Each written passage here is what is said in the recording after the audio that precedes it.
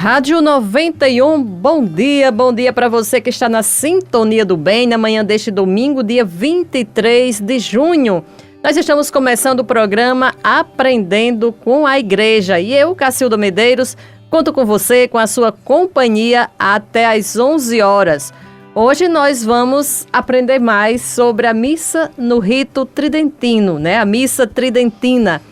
E quem está aqui com a gente no estúdio é o Monsenhor Maurício Martins Neto, que recentemente assumiu essa missão, a função de reitor da Igreja de Nossa Senhora do Rosário dos Pretos, aqui na Cidade Alta, em Natal.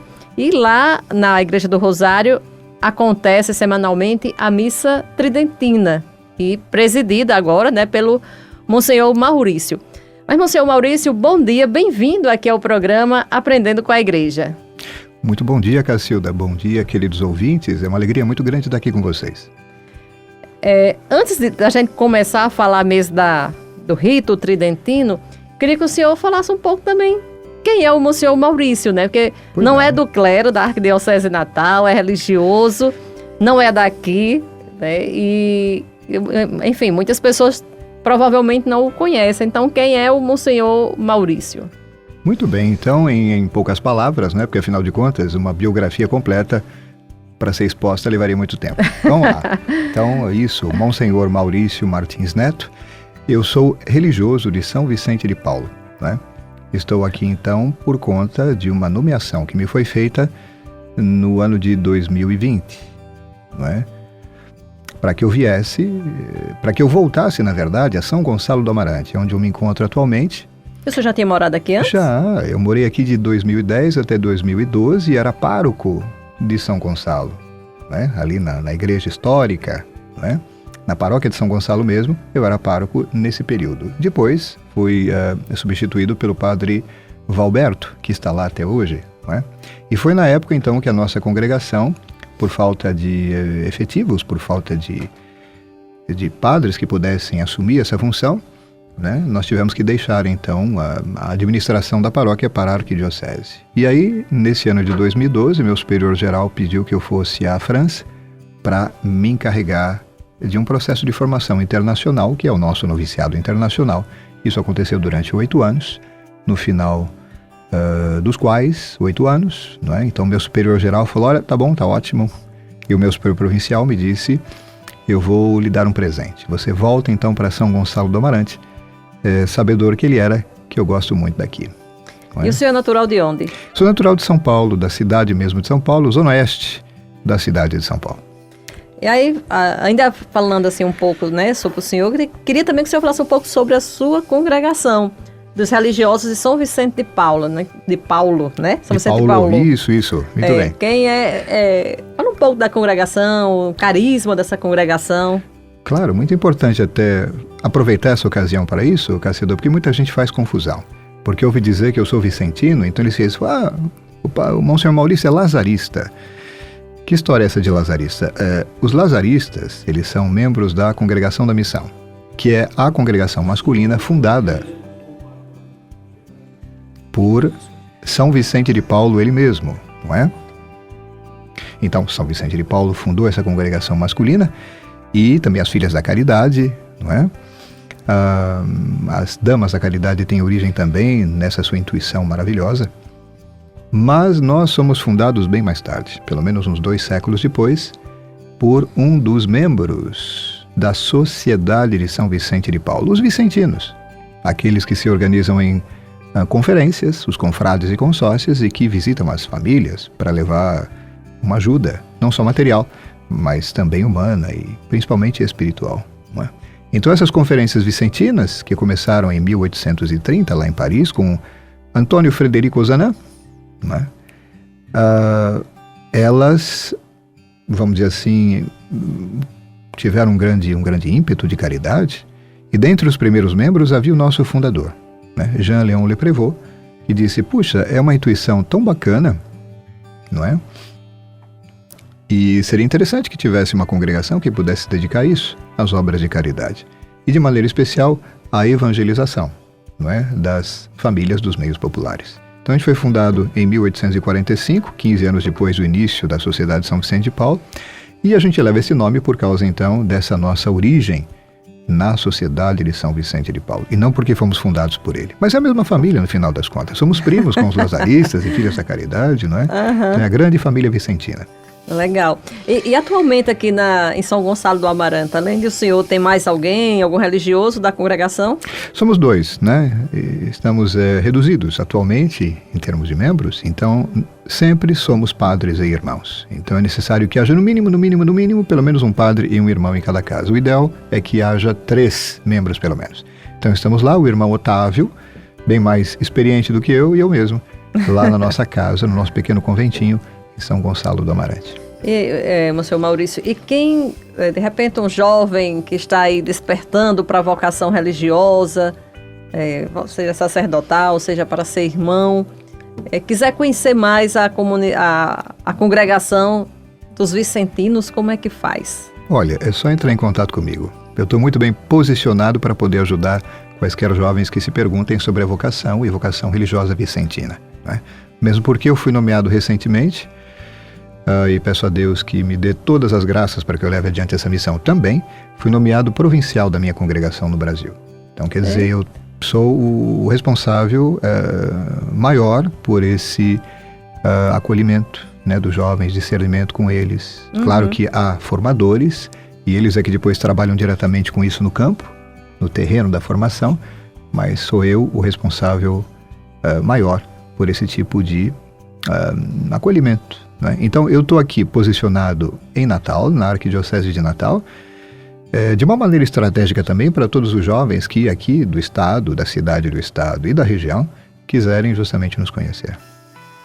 Interessante, né? Muito bem. E o senhor também assumiu recentemente aqui em Natal a função de vigário episcopal para os religiosos e novas comunidades, né? Dom João está só dando missão aqui. Puxa vida, é uma confiança muito grande, agradeço a Deus e a Ele por isso, né? Mas entende porque eu disse que, poxa, que Deus me ajude com suas graças, porque são coisas muito importantes. O provincialato, a reitoria, daqui a pouco a gente vai falar um pouquinho mais ali de Nossa Senhora do Rosário, e esse vicariato tão importante, que abarca vida consagrada, novas comunidades e movimentos eclesiais.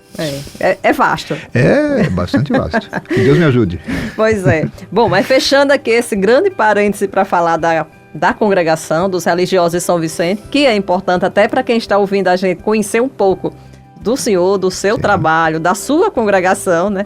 Para poder a gente entrar realmente no tema do programa de hoje, que é a missa no rito tridentino.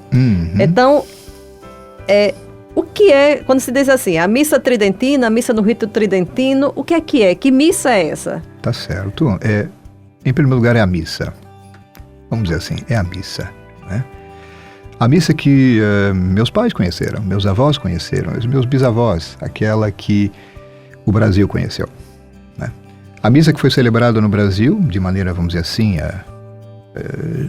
ampla e generalizada desde do descobrimento. Se eu não me engano, a primeira missa foi celebrada no dia 26 de abril, né? Os portugueses chegaram de 1500. Os portugueses chegaram então em 22, e parece que 4 dias depois, o que era um domingo, os bons segundo católicos... o livro de história, sim, né?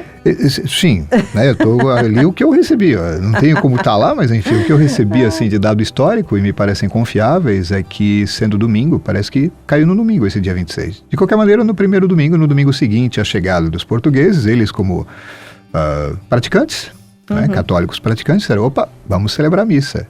E aquele quadro, por exemplo, da primeira missa parece que faz menção a esse fato do dia 26 de abril. E que missa que era aquela? Exatamente essa, chamada de tridentina. Então a missa tridentina, que é a missa tradicional, a missa conhecida há séculos, né? A missa que sempre foi celebrada no Brasil desde aquela data até os anos, o final dos anos 60, é a chamada missa tridentina, a missa tradicional. Uhum. Então, qual a diferença entre a missa tridentina em termos do rito, né? Do ritual mesmo. Do rito.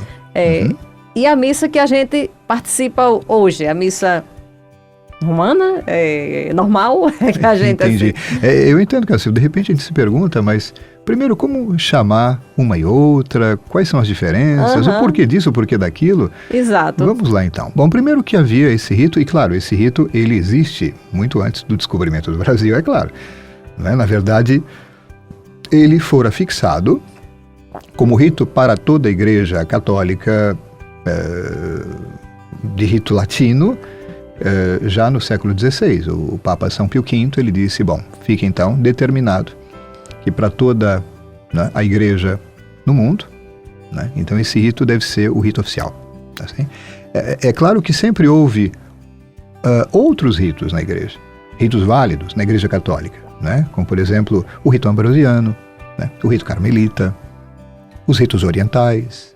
Então há uma diversidade de rito, é que nós não temos ocasião de, por exemplo, entrar em contato com eles. Não existe só, por exemplo, o rito que a gente celebra aqui, né, nessa versão moderna. Tem inclusive o rito maronita. Maronita, exatamente. E parece que inclusive a Canção Nova transmite, não é mesmo? Exato, isso? Eu estou perguntando porque eu lembro que eu já ter visto na Canção Nova. Exatamente. Então, na verdade, há na igreja uma bela variedade de ritos, e antiquíssimos, né? Alguns orientais, outros que se desenvolveram mais no Ocidente, né? E dentre esses ritos, o Papa São Pio V, então, na época, ele disse, olha, vamos então ficar com este. Que rito é esse? Esse rito que era celebrado, o rito da missa, desde o comecinho da igreja em Roma. Entende? Quando as pessoas dizem, missa tridentina, também chamada de missa de sempre. Missa de sempre? Missa de sempre. Muitas pessoas dizem missa de sempre. Por quê? Porque ele existe desde sempre, entendam? Desde o começo da igreja. A igreja conhece esse rito essencialmente desde a época dos apóstolos, desde o apóstolo Pedro, quando ele exercia o seu pontificado em Roma. Né? Então é o rito que sempre foi celebrado em Roma, desde Pedro, praticamente. É claro que, em essência, porque ao longo dos séculos, um ou outro elemento assim acidental, um ou outro detalhe foi acrescentado, pequenas mudanças, mas em substância é exatamente o mesmo rito que se celebra em Roma desde o comecinho. E de onde vem esse nome tridentino? Tridentino porque justamente o Concílio de Trento foi que fixou a canonicidade disso, não é? Então, tridentino é referência ao Concílio de Trento, que inclusive botou muitos pincos nos is com relação a muitas controvérsias, ou era uma fase muito assim turbulenta, em que a reforma protestante começava a causar muita agitação. Então a igreja... Esse concílio foi muito importante, né, na história da igreja, porque até hoje a gente escuta falar, né, no Concílio de Trento. Isso. Por exemplo, quando a gente estuda o Catecismo da Igreja Católica, há muitas referências ao Concílio de Trento. Como tem que ser, porque afinal de contas ele guarda toda a sua validade, hoje e sempre. Inclusive o Concílio de Trento, com suas definições dogmáticas, sendo dogmas, são verdades imutáveis. Então muita gente hoje em dia, isso me causa tristeza, Cacilda, diz assim, mas isso é da época do Concílio de Trento, como se fosse uma coisa ultrapassada. Não. Um concílio nunca é ultrapassado. O Concílio de Trento nunca será ultrapassado. E qualquer ensino hoje deve estar em harmonia com aquilo que foi dito no Concílio de Trento e de Vaticano I, e não é de todos os outros. Vaticano II entra nessa lista, e o Vaticano II, ele mesmo, deve, na sua interpretação autêntica, estar em harmonia com tudo que veio antes. Qual foi a época do Concílio de Trento? Foi no século XVI, os anos exatamente, não lembro, 1500 tralá, 1500 tralá. Século XVI. Século XVI, exatamente quando, por exemplo, houve a reforma aí, né? Foi uma resposta à reforma, na verdade. Então ela foi posterior a 1517. Bom, a gente vai para um rápido intervalo, acho que eu só ia falar ainda que... Não. Temos matéria ainda. Vamos para o intervalo. E temos tempo, né? Vamos para o intervalo. Então a gente vai para um rápido intervalo e volta já conversando mais. Hoje é um assunto super interessante, né? Com o Monsenhor Maurício Martins Neto. Então é rápido, 2 minutinhos e a gente volta já.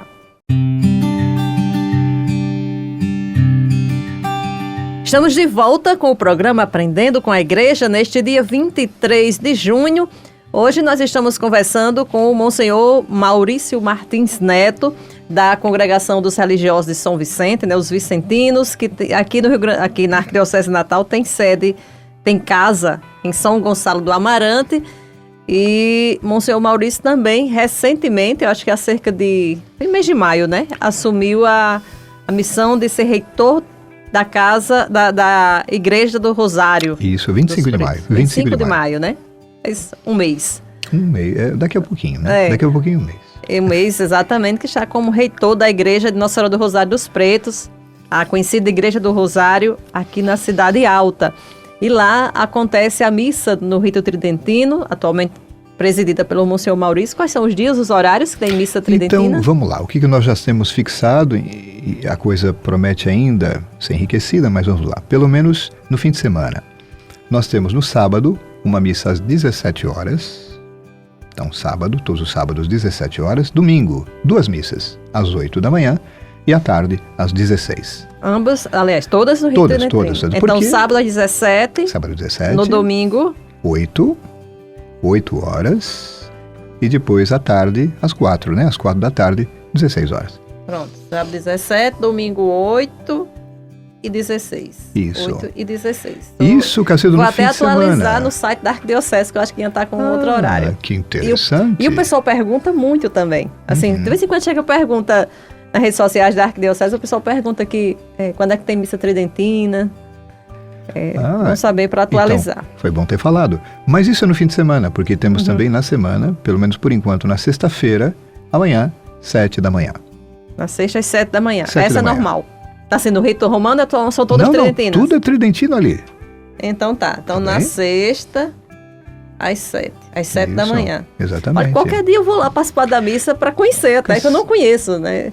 E quando eu nasci já não era rito tridentino, né? Já comecei a ir à missa, já era a missa que a gente conhece hoje. Isso. Mas meus pais conheceram, né? Participavam da missa antigamente, na missa que o padre ficava de costas para o povo, né? Que se diz, assim, eu cresci ouvindo isso. Não, antigamente o padre ficava de costas para o povo. Ainda é assim? Sim, mas eu vou só corrigir a expressão, Cacilda. Você tocou num ponto muito importante. Mas que popularmente se diz assim, né? Isso, eu acho uma pena. Porque, na verdade, claro, a posição é essa. Mas a maneira como é dita, ela denigra um pouco, né, o valor da coisa. Eu preferia dizer, o padre está virado ad orientem, né? Ad orientem, quer dizer, ele está virado para o Oriente. Significa o quê? Que ele está virado, lógico, geograficamente o ideal é que a igreja seja posicionada assim, né? Que o altar esteja voltado para o Oriente. Mas isso significa que o padre, ele também, veja a sutileza. Na igreja, vamos lá. Na igreja, quando as pessoas entram, quando as pessoas se posicionam para a missa, todas estão viradas para o altar, para o sacrário, na posição antiga, o sacrário ali, próximo do altar. Isso. E durante a missa é assim. Por quê? Porque todos estão voltados para Deus. Ora, por que o padre, ele mesmo, não pode fazer isso? Então, na verdade, o que o padre está fazendo não é dando as costas para as pessoas, mas ele está no mesmo movimento que as pessoas, todos virados e voltados para Deus, e ele também, e ele em primeiro lugar. É simples. Uma pessoa que, por exemplo, os fiéis, tá bem? Os fiéis que estão no primeiro banco.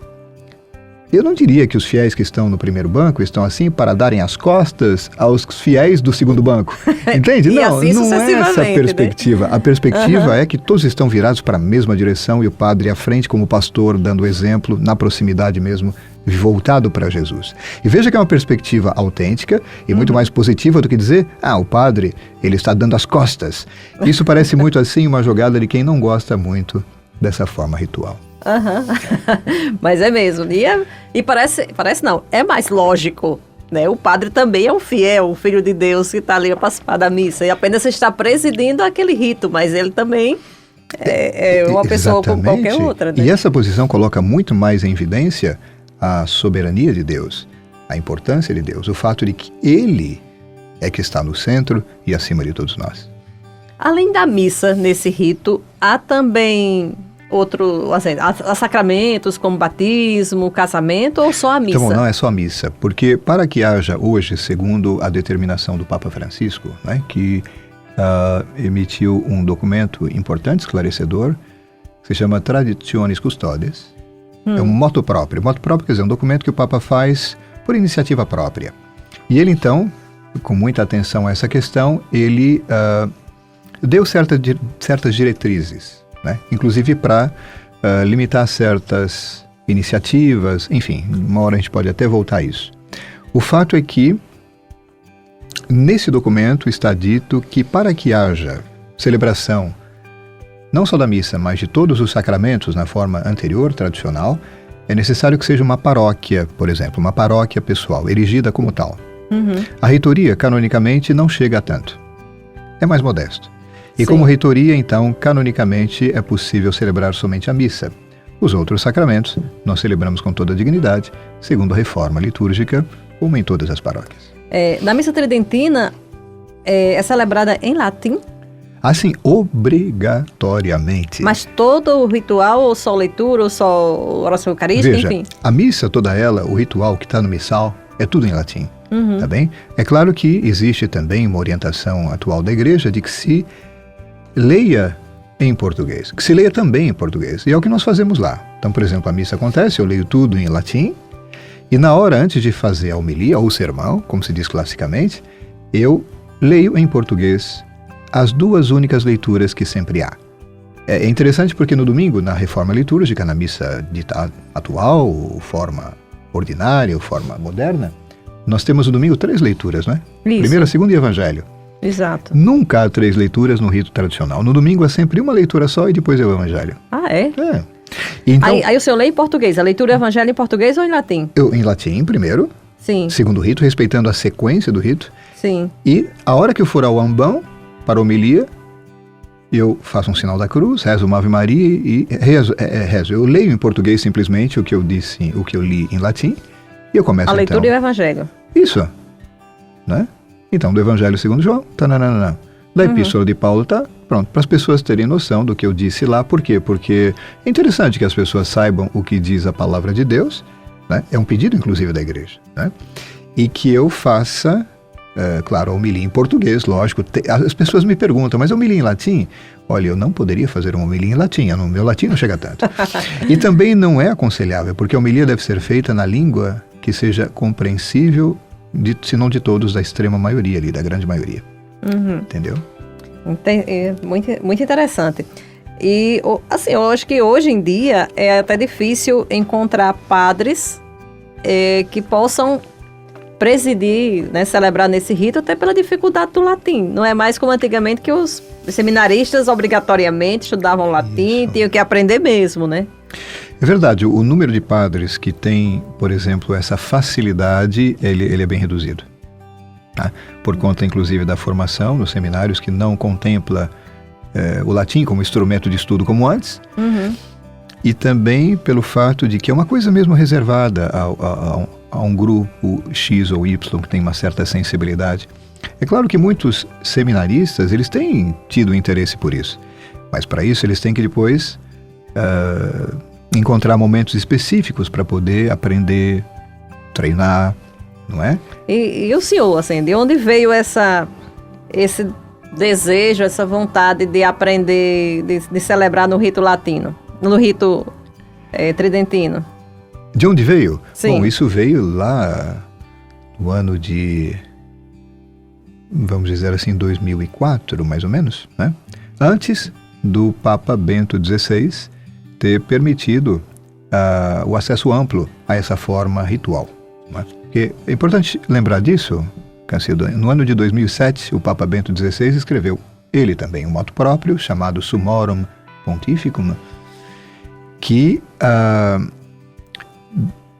vamos dizer assim, dava acesso a todos os padres que quisessem. Eu lembro que na época teve até uma certa polêmica por aqui. Sim, né? E agora? Vai ser obrigatório? O que está acontecendo? Por que ele está fazendo isso?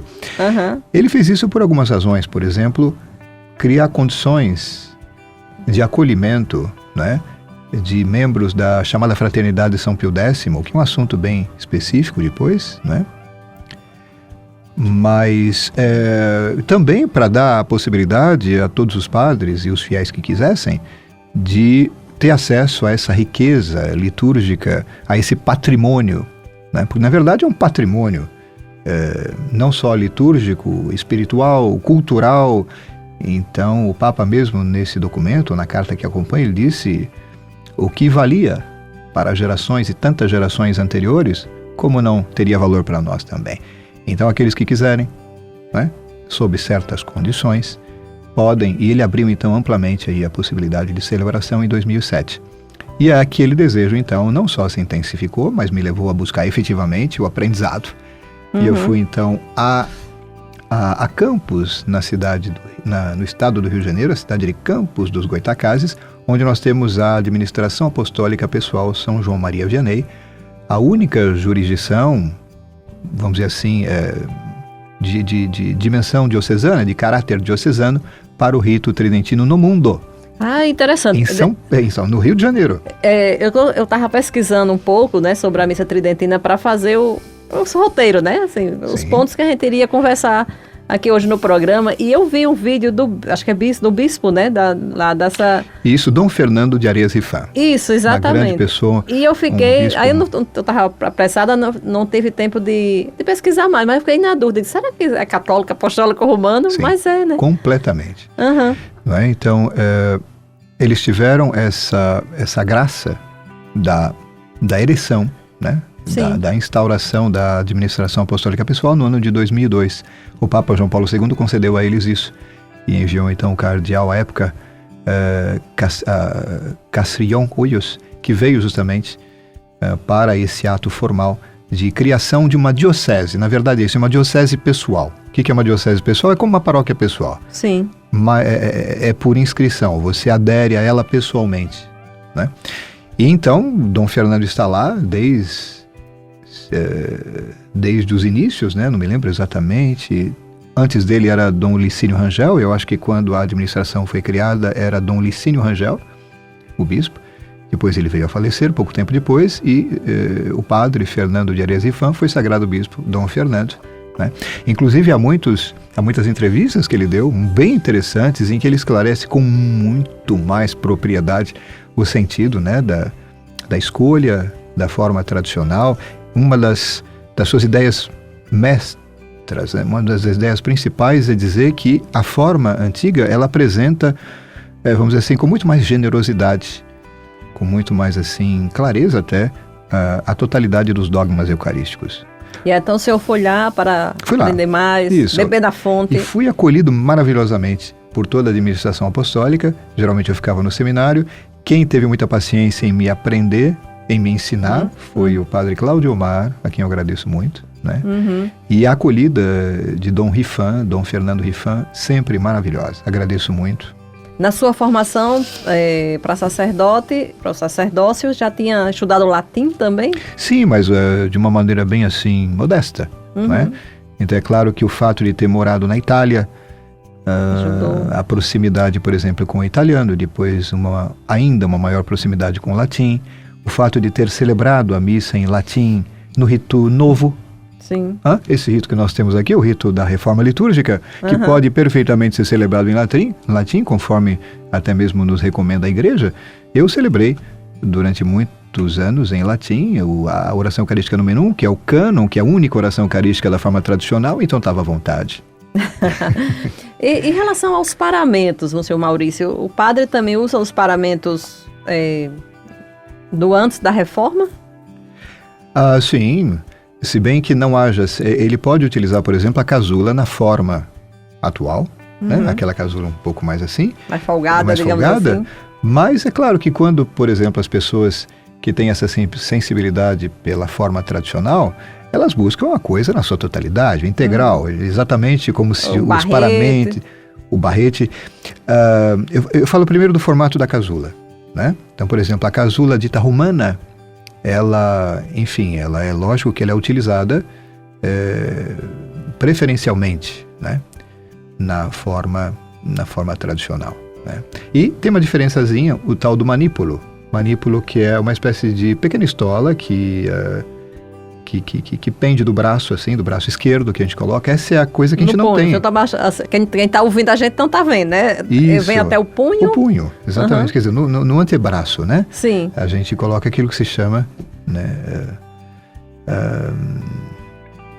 Fugiu o nome. E fugiu, mas isso, enfim. Bom, a gente vai para um rápido intervalo, agora já volta com o último bloco, conversando mais, aprendendo mais sobre esse rito, né? Esse rito antigo da igreja e que as pessoas podem participar ainda hoje, por exemplo, aqui em Natal, pode ir até a Igreja do Rosário e participar. A gente vai rapidinho e volta já. Estamos de volta com Aprendendo com a Igreja, neste domingo 23 de junho. Hoje o nosso convidado é o Monsenhor Maurício Martins Neto, reitor da Igreja de Nossa Senhora do Rosário dos Pretos, aqui em Natal. E nós estamos conversando sobre a missa no rito tridentino. Uma verdadeira aula, inclusive para mim, que eu não conheço esse rito, assim, não participei, não tenho oportunidade, ou não achei, eu não procurei a oportunidade de participar da missa no rito tridentino. Só lembrando que na Igreja do Rosário, aqui na Cidade Alta, ali perto da antiga catedral, ali perto da Pedra do Rosário, né? A missa no rito tridentino com o Monsenhor Maurício nas sextas-feiras, às 7 da manhã, nos sábados, às 5 da tarde e aos domingos, às 8 da manhã e às 4 da tarde. Não é isso? Isso mesmo. Então pronto. Sim, pode falar. E sexta-feira também, isso, às 7? Na sexta, às 7 da manhã. Exatamente. Sábado, 5 da tarde, domingo, 8 da manhã e 4 da tarde. A missa em latim, né? Celebrada, digamos assim, celebrada em latim. Isso, as pessoas elas dizem a missa em latim, mas é importante lembrar que a missa dita moderna, nova ou da reforma litúrgica também pode ser celebrada em latim. Uhum. Isso está no Concílio Vaticano II e nos documentos recentes. O latim permanece sempre a língua oficial da Igreja e de maneira especial para a liturgia. Como é que é Aprendendo com a Igreja? A gente vive num constante aprendizado. Agora recente, bem recente, uma pessoa mandou uma mensagem lá no WhatsApp do setor de comunicação e diz assim: eu gostaria de saber onde é que eu posso, onde é que tem missa gregoriana aqui em Natal. Aí eu fui perguntar ao secretário do arcebispo, eu achava que era um rito, a missa gregoriana. Na minha cabeça eu via assim, a missa com cantos gregorianos. Aí ele foi explicar, não, é a missa que você manda celebrar na intenção de uma pessoa falecida. Assim, são diariamente, 30 dias. 30 dias celebrando naquela intenção. Então é uma missa gregoriana com relação à intenção por alguém, intenção por um falecido. Né? Então, como é Aprendendo com a Igreja, é para explicar isso também. Isso. E aqui em Natal, por exemplo, a Catedral Metropolitana dá para celebrar até a missa gregoriana, porque a missa diariamente, não dá para fazer 30 dias ininterruptos na intenção. E o mais importante é que essa intenção ela tem que ser sempre exclusiva. É uma coisa muito difícil de celebrar missas gregorianas no contexto hoje da Igreja do Brasil. Ah, sim, então não pode ser na missa comunitária. Não. Tem que ser uma missa intenção exclusiva. Normalmente são padres, assim, às vezes mais idosos, ou monges. Alguém está numa casa de retiro. Então terminei dando a informação pela metade. Paróquia é praticamente impossível de celebrar a missa tridentina, o pároco, por exemplo. A missa gregoriana. A gregoriana. Desculpa isso, muito bem, tô ficando velho. A missa, a chamada a sequência gregoriana de missas. Ah, sim. E lembrou, por falar em velho, eu não sei se é a idade ou a emoção de estar aqui. Manípulo é o nome eu digo todo dia e de repente me deu um branco aqui, deve ser emoção. Deve ser. Bom, na missa também, na missa da tridentina, e pelo menos nas imagens que eu vejo, assim, as pessoas, geralmente as mulheres, muitas usam o véu ou mantilha, como se dizia antigamente. Isso. Qual o significado das mulheres se vestirem ou usarem esse adorno, digamos assim? Tá certo. É aquela prática tradicional de uma reverência própria, por exemplo, das mulheres, sobretudo com relação. É uma expressão tradicional de reverência própria às mulheres, né? Sobretudo com relação à Santíssima Eucaristia. Então é claro que são todas as mulheres que participam convidadas a utilizar de maneira especialíssima na hora de receber a Sagrada Comunhão. E na hora de receber a Sagrada Comunhão, tem que ser de joelhos, tem que ser na boca, pode ser na mão? Muito importante. É absolutamente proibido dar comunhão na mão, na forma tradicional. Então, sempre comunhão na boca, não tem outra forma, porque é a única da forma tradicional. Comunhão na boca e de joelhos. Comunhão na boca e de joelhos. Se alguém tiver dificuldade de ajoelhar-se, pelo menos receber na boca. Mas na boca sempre. Agora outra curiosidade, né, porque são tantas. O senhor falou da leitura em latim, né, leitura do Evangelho em latim. As missas pós-Concílio Vaticano II, tem a equipe de leitores, né? Um leigo, uma pessoa qualquer, não necessariamente um leigo, né? Lê uma leitura, outro lê o salmo, não sei o quê. E no rito tridentino? O padre faz tudo. O padre faz tudo. Tudo. tá bem? É claro que as leituras elas são mais reduzidas, elas têm a finalidade não só de instruir o povo, mas também de constituir essencialmente o rito preparatório para a Eucaristia, que é a segunda parte. Segue o mesmo roteiro do ano litúrgico. A gente está no tempo comum, né? Estamos vendo o tempo comum, então na missa o Rito Tridentino também segue as mesmas leituras. Vamos dizer assim, tem algumas variações. O que a gente está vivendo nos domingos, por exemplo, são os domingos pós-Pentecostes. Então, por exemplo, o próximo, se eu não estou enganado, vai ser o 4º domingo após Pentecostes. É o que corresponde ao tempo comum, ao tempo ordinário, tempo comum, cor verde, entende? Só que com outra nomenclatura. E é claro que às vezes tem datas que não coincidem. Claro que Páscoa, Natal, essas coisas coincidem. Mas às vezes uma ou outra festa não coincide, não. Por exemplo, se eu for, no mesmo domingo eu for à missa aqui na catedral, por exemplo, vai ser uma leitura aquela leitura do Evangelho. Não coincidem. Não. As São leituras raramente coincidem. Por quê? Porque a reforma litúrgica, né, ela estendeu, ela ampliou bastante o recurso às escrituras, e nós temos, por exemplo, 3 lecionários, né, na reforma litúrgica. Inclusive foi uma das intenções dessa reforma, esse enriquecimento com relação ao acesso às escrituras, né? Então, quer dizer, não necessariamente. Pode ser que aconteça, não me lembro agora das coincidências, mas normalmente não. E a oração eucarística são outros textos também? A oração eucarística é uma só. É o que corresponde, o texto, veja só. O texto é o da oração eucarística 1. Que a gente tem a 1, a 2, até a 5, né? Eu acho, se eu não me engano. No Brasil, sim. Porque a 5 é própria do Brasil só. Ah, sim, não sabia. Não tem nem outro país. É do Congresso de Manaus. Ah, tá. E é para o Brasil. Entendeu? Sim. Na forma tradicional, é aquilo que a gente chama de oração eucarística 1 só. O cânon romano. Cânon romano, por quê? Porque é a forma antiga romana. Então, é a mesma oração eucarística em latim, só que com gestos, por exemplo, muitos sinais de cruz, tem uma riqueza gestual bem maior. São muitas curiosidades, né? Sim. E muitas particularidades também. Exatamente. Só uma coisinha que eu gostaria, você perguntava sobre o véu, não é? Sim. É claro que o véu não é uma expressão isolada, por exemplo, de modéstia e compostura.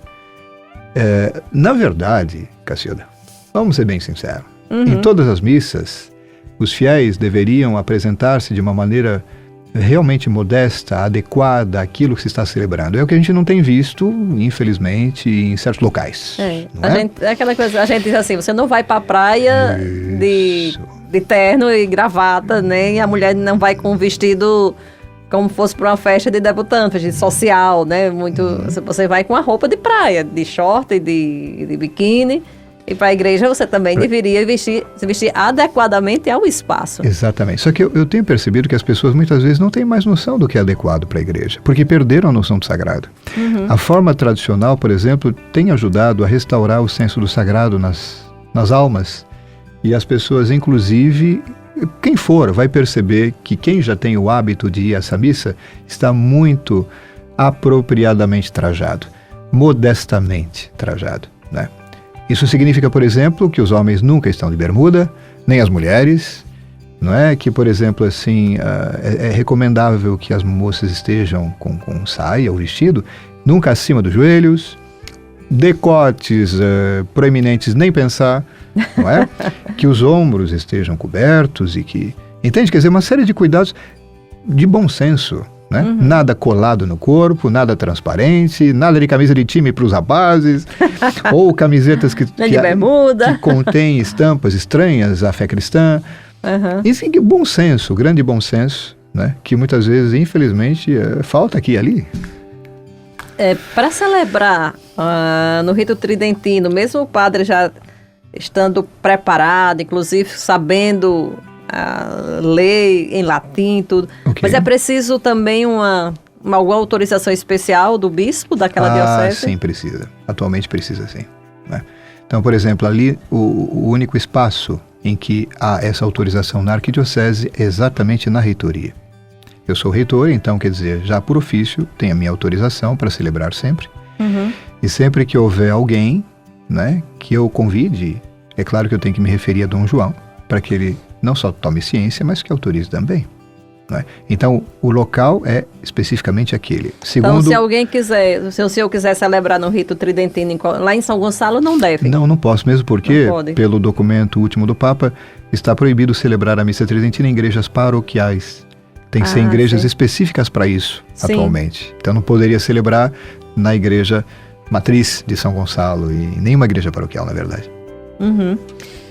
Pô, o senhor assumiu a reitoria da Igreja do Rosário há menos de um mês, mas nesses poucos dias ali, como é que o senhor está vendo a participação das pessoas, dos fiéis, nas missas tridentinas? Eu estou maravilhado, né? Porque primeiro eu tive contato com a grande maioria, que são já os fiéis... Fiéis dali, né? E ter o contato com eles é extremamente edificante. Eu só digo isso.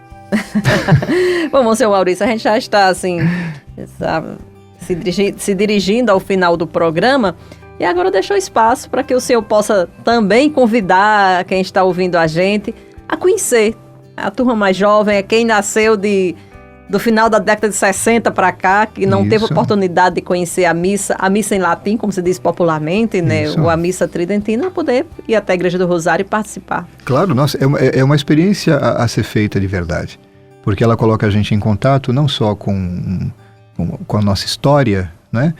No Ocidente e da Igreja no Ocidente, mas também com um riquíssimo patrimônio espiritual que fez parte integrante, fundamental da vida dos santos.